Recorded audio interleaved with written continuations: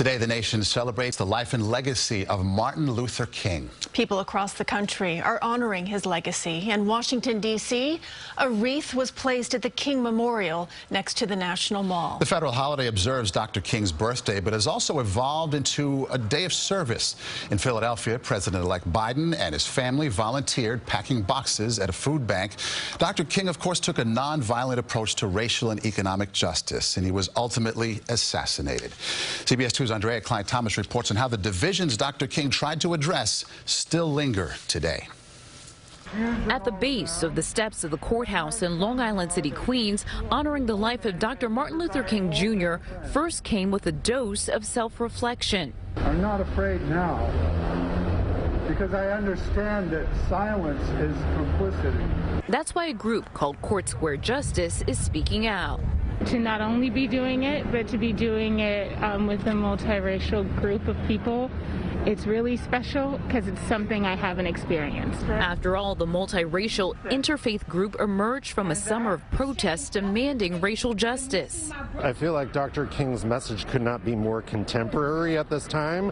Both his message of unity, but also his message of radical change. Radical change, a reality Dr. King gave his life for. The 100 Black men of New York encouraged the younger generation to live out that legacy. Is this the dream that Martin Luther King would have had for me as a young Black man in today's society? A society that was rocked this summer by the repeated deaths of Black men and women killed at the hands of police.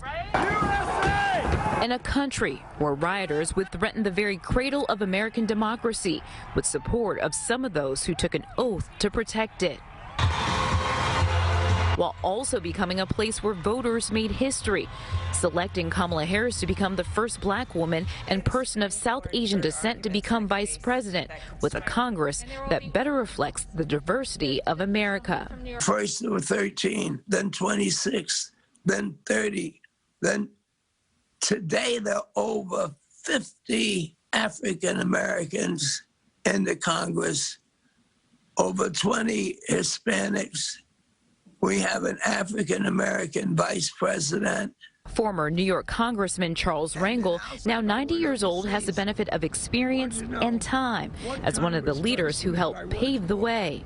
I say this, young people, because we've come a long way from slavery, standing on other people's shoulders, and now it's your shoulders. Passing the baton to continue the hard work that can't be the responsibility of just one group alone. Aundrea Cline-Thomas, CBS 2 News.